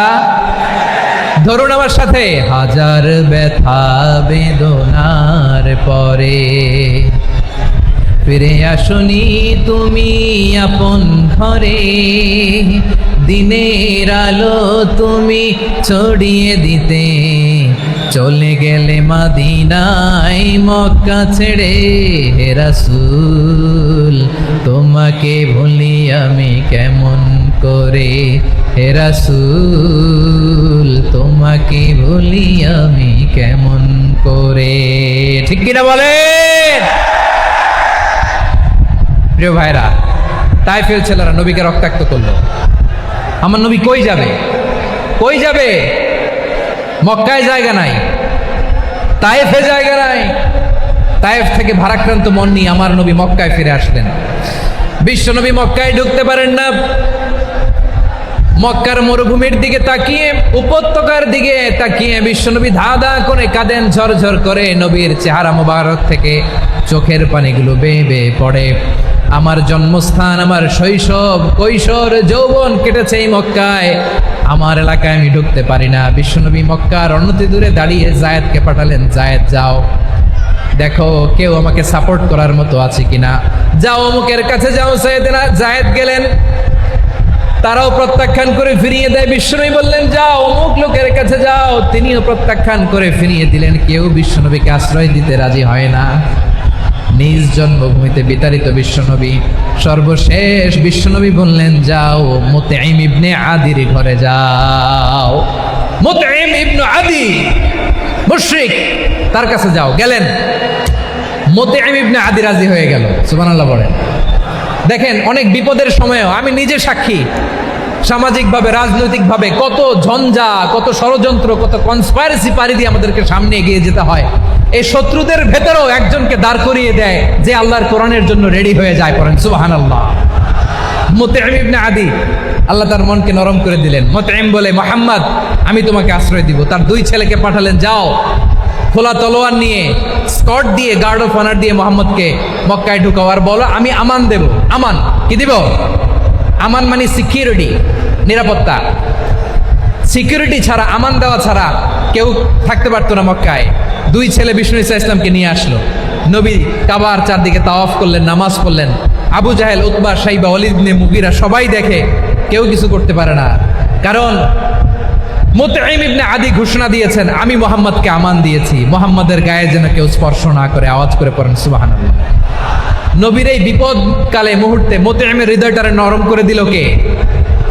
আচ্ছা, লালমনিরহাটের ভাইয়েরা বলেন, এই মুতঈম কি মুসলিম ছিল না মুশরিক? সবাই বলতে হবে, মুসলিম না মুশরিক? তাহলে মুশরিকের কাছ থেকে নবী পলিটিক্যাল অ্যাসাইলাম, আধুনিক রাষ্ট্রবিজ্ঞানের ভাষায় পলিটিক্যাল অ্যাসাইলাম, যেটাকে বলে রাজনৈতিক আশ্রয়, ওনার আমান বা নিরাপত্তার এই ঘোষণায় তিনি মক্কায় ঢুকলেন। যতদিন নিরাপত্তা ছিলেন। মুতিম যখন মারা গেল, বিষ্ণু ইসলাম হিজরত করে মদিনায় চলে গেলেন। সুবহানাল্লাহ। কিন্তু মুতিম যে বিশ্বনবীর উপকার করছে, এটা বিশ্বনবী ভুলে নাই। আমাদের অনেকে আছে, উপকার করার পরে আর খেয়াল থাকে না, খাওয়ার পরে গলা দিয়ে নামলে আর খেয়াল থাকে না। এরকম আছে না নাই? আমার নবী ভুলে নাই। বদরের প্রান্তরে 70 জন কাফেরকে যখন বন্দি করে বিশ্বনবীর সামনে হাঁটু গেড়ে দাঁড় করানো হলো, বসানো হলো, 70 জন কাফের। কয়জন?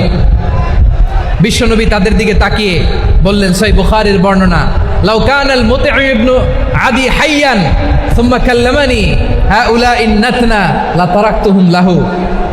বদরের প্রান্তরে 70 জন বন্দি কাফিরের দিকে তাকিয়ে আমার নবী বললেন, আজকে মুতঈম ইবনে আদি যদি বেঁচে থাকতো আর তোমাদের 70 জনের ব্যাপারে যদি মুতঈম এক বাক্যে একটা সুপারিশ করতো, তার সম্মানে আজকে তোদের সবাইকে আমি মাফ করে দিতাম। সুবহানাল্লাহ। নাই ওই যে চিল্লাচিল্লি যে কথা বোঝে নাই, কোন জিনিস মিস করছে ওরা নিজেরাও বোঝে নাই। বিশ্বনবী মুতঈমের এই সাহায্যের কথা বলে নাই। 70 জন মুশরিক হাঁটু গেড়ে বসা, নবী চাইলে এখনই এক্সিকিউশন অর্ডার দিতে পারে। তিনি বললেন, আজকে যদি মুতঈম বেঁচে থাকতো আর মুতঈম যদি তোদের জন্য সুপারিশ করতো, এই আবর্জনাগুলোর ব্যাপারে সুপারিশ করতো, আমি মুহূর্তেই তোদেরকে এমনি মাফ করে দিতাম। এবার বলেন, ইসলাম কি ন্যারো মাইন্ডেড না ব্রড মাইন্ডেড? শুধু তাই নয়, যাকে যে সম্মান দেয়ার আমার নবী দিতেন, হোক আস্তিক হোক নাস্তিক, হোক মুসলিম হোক অমুসলিম। বিষ্ণু ইসলাম যখন রোমান সম্রাটের কাছে চিঠি লিখেছেন, আমার প্রিয় লালমনিরহাটের ভাইরা, অল্প কয়েক মিনিট কয়েকটা জরুরি কথা বলবো, এদিকে তাকান, এদিকে তাকান। রোমান সম্রাটের কাছে বিশ্বনবী যখন চিঠি লিখলেন মিন মুহাম্মদ রাসূলিল্লাহ ইলা হিরাকলা আযীমির রোম, মুহাম্মদের পক্ষ থেকে হিরাক্লিয়াসের কাছে, যিনি হচ্ছেন আযীমির রোম। এটা নবী নিজ থেকে বানায় লিখছেন, অতিরিক্ত সম্মান দিয়ে। কোন রাষ্ট্রপ্রধান যখন আসে তাদেরকে আমরা কি বলি জানেন? তার নামের শেষে HE এটা লিখতে হয়, H.E. মানে হিজ এক্সেলেন্সি। কি লেখে? হিজ এক্সেলেন্টি, অথবা ইউর হাইনেস, ইউর ম্যাজেস্টি। দেখেন, বিশ্বনবী সাল্লাল্লাহু আলাইহি ওয়াসাল্লাম সব নবীদেরও নবী, তিনি একজন মুশরিক খ্রিস্টান সম্রাট রোমান সম্রাটের কাছে চিঠি লিখতে যেয়ে লিখতেছে, ইলা হিরাকলা আযীমির রোম, হিরাক্লিয়াসের কাছে আমার চিঠি, যিনি রোমের আযীম, হিজ হাইনেস, মানে রোমের অনেক সম্মানিত এক বাহাদুর। আওয়াজ করে বলেন সুবহানাল্লাহ। তার মানে যাকে যে সম্মান দেয়ার, এটা বিশ্বনবী দিতেন। এমনকি যেই ইহুদিরা ভালো ছিল, এই ইহুদিদেরও প্রশংসা করেছেন বিশ্বনবী মুহাম্মদুর রাসূলুল্লাহ সাল্লাল্লাহু আলাইহি ওয়াসাল্লাম। এক ইহুদির প্রশংসা করেছেন বিশ্বনবী। ইহুদির কার? আমি তো আমার ভাইয়ের প্রশংসা করি না, আমি তো এক আলেম আরেক আলেমরে স্পেস দেই না, আমি তো এক দায়ী আরেক দায়ীর সাথে বসতে চাই না। আমার নবী ইহুদির প্রশংসা করে। কার প্রশংসা? ওই ইহুদির নাম ছিল মুখাইরেক। সিরাত গ্রন্থ ঘাটলে পাবেন। তিনি বলেছেন, মুখাইরেক খাইরু ইয়াহুদ, Mukhayriq is the best of the Jews. জুইশদের মধ্যে সে সবচেয়ে ভালো। কেন প্রশংসা করলেন তার? এর কারণ মদিনা চার্টারে কথা ছিল, সব ধর্মের মুসলিম, মুশরিক, ইহুদিরা মিলে মদিনাকে রক্ষা করবে। কিন্তু 3য় হিজরিতে যখন উহুদের যুদ্ধ শুরু হলো, সবার কথা ছিল, যেই আক্রমণ করে আমরা মদিনাকে বাঁচাবো। কোন শহরকে বাঁচাবো? মদিনাকে। কিন্তু কুরাইশরা যখন অ্যাটাক করলো, ইহুদিরা আর আসে না, ইহুদিরা আর বেরোয় না। বিষ্ণু বললেন, ওহে ইহুদিরা, তোমরা না চুক্তি করলে আমার সাথে যে মদিনা বাঁচাতে সবাই ঝাঁপিয়ে পড়বো, আসো। একটা ইহুদিও বেরোয় না, কেউ আসে নাই সেদিন। একজন ছাড়া, তার নাম মুখাইরেক। তার নাম কি? মুখাইরেক বাহাদুরের মতো ঘোড়সাওয়ার হয়ে বেরিয়ে গেলেন এবং বললেন, গোটা ইহুদি সাম্রাজ্যের একজনও যদি না আসে, আমি মুখাইরেককে কেউ ঘরে আটকে রাখতে পারবে না। বেরিয়ে আসলেন, এসে বললেন, আমি মুহাম্মদের পক্ষে যুদ্ধ করব। আমি মারা গেলে আমার সম্পদ আমার উত্তরাধিকারীরা পাবে না, আমার সম্পদ তোমরা মুহাম্মদকে দিয়ে দিবা। সুবহানাল্লাহ বলেন। উহুদের ময়দানে 70 জন মুসলমান শহীদ হলো। এই ইহুদি সেও মুসলমানের পক্ষে যুদ্ধ করে নিহত হলো। সুবহানাল্লাহ বলেন। মুসলিমদের লাশ যখন নিয়ে আসা হলো, এই মুখাইরিকের লাশও নিয়ে আসা হলো। মুসলিমদের লাশের পাশে মুখাইরিকের লাশ দেখে বিশ্বনবী মুখাইরিকের প্রতি অনেক খুশি হলেন। আর বিশ্বনবী খুশি হয়ে বললেন, মুখাইরিক খৈরু ইয়াহুদ। মুখাইরিক, যদিও তুমি ইহুদি, তারপরে তুমি সব ইহুদিদের মধ্যে সেরা ইহুদি। পড়েন সুবহানাল্লাহ। আমার নবী ইহুদিকেও সম্মান দিতে কার্পণ্য করে নাই। আওয়াজ করে বলেন আল্লাহু আকবার। প্রিয় ভাইরা, এবার সর্বশেষ আওয়াজ করে বলেন, ইসলাম কি ন্যারো মাইন্ডেড নাকি ব্রড মাইন্ডেড? সবাই বলেন, ন্যারো মাইন্ডেড না ব্রড মাইন্ডেড? এজন্য অমুসলিম হইলেই তারা আমাদের শত্রু নয়। শত্রু কারা? এই লালমনির হাটের ভাইয়েরা শোনেন, শত্রু কারা? যে সমস্ত অমুসলিম আমাদেরকে নিশ্চিহ্ন করে দিতে চায়, যে সমস্ত অমুসলিম আমাদের ভূখণ্ড থেকে আমাদেরকে তাড়িয়ে দিতে চায়, যে সমস্ত অমুসলিম আমার ধর্ম নিয়ে তুচ্ছতাচ্ছিল্য করে চিল্লায় বলেন ঠিক কিনা, তারা আমাদের শত্রু। সাধারণ অমুসলিমরা আমার শত্রু নয়।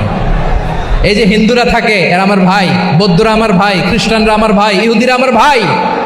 তারা দিনই ভাই নয়, তারা মায়ের পেটের ভাই নয়, তারা মানবিক দিক থেকে ভাই। ও মানুষ, আমিও মানুষ। ইসলাম মানুষকে সম্মান করে, চিল্লায় বলো ঠিক কিনা। যারা আমাদের অস্তিত্বকে নিশ্চিহ্ন করতে চায়, যারা আমাদের ভূখণ্ডকে দখল করতে চায়, যারা আমাদেরকে নিয়ে মকারি করে, ফান করে, টিটকারি করে, আমার ধর্ম নিয়ে খেলা করে, তাচ্ছিল্য করে, ওদের বিরুদ্ধে আমাদের জিহাদ। সাধারণ মুসলিম আমাদের শত্রু নয়।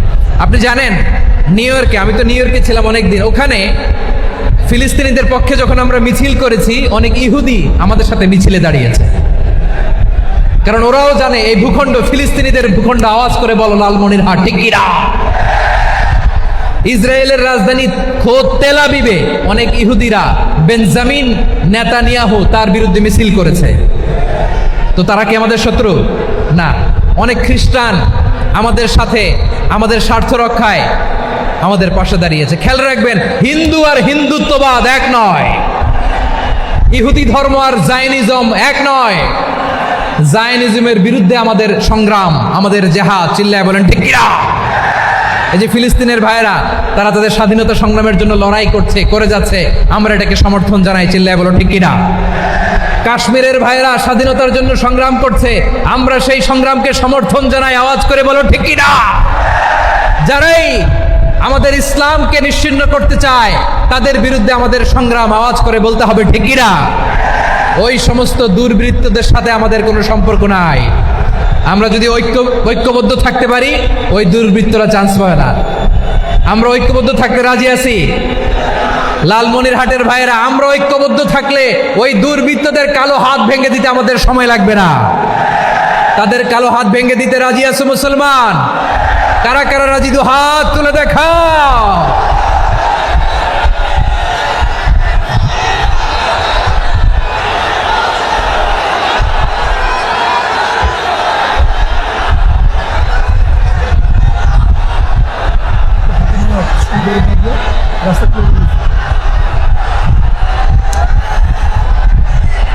আমার প্রাণ প্রিয় লালমনির হাটের ভাইয়েরা, শত্রু কাফের আর অশত্রু কাফেরের মধ্যে পার্থক্য আছে না নাই? আবু তালেবও মুশরিক, আবু জাহেলও মুশরিক, কিন্তু দুই মুশরিকে পার্থক্য আছে না নাই? আবু তালেব নবীর চাচা, মুশরিক, মারা গিয়েছে মুশরিক অবস্থায়, কিন্তু আজীবন আমার নবীকে আগলে রেখেছে, আমার নবীকে সাপোর্ট করেছে, ভালোবেসেছে। আবু জাহেলও মুশরিক, মারা গিয়েছেও মুশরিক হিসেবে, আজীবন আমার নবীর বিরুদ্ধাচারণ করেছে। আবু জাহেলের শক্তি, সামর্থ্য, স্ট্র্যাটেজি, প্ল্যান সব আমার নবীর বিরুদ্ধে ছিল। এই আবু জাহেলের কারণে একটা দিন শান্তিতে আমার নবী মক্কায় ঘুমাতে পারে নাই, চিল্লায় বলেন ঠিক কিনা। এজন্য রাব্বুল আলামিন বলেন, লা ইয়ানহাকুমুল্লাহু আনিল্লাযীনা লাম ইউকাতিলুকুম ফিদ-দীনি ওয়া লাম ইখরিজুকুম মিন দিয়ারিকুম আন তাবাররুহুম ওয়া তুকসিতু ইলাইহিম ইন্নাল্লাহা ইউহিব্বুল মুকসিতিন।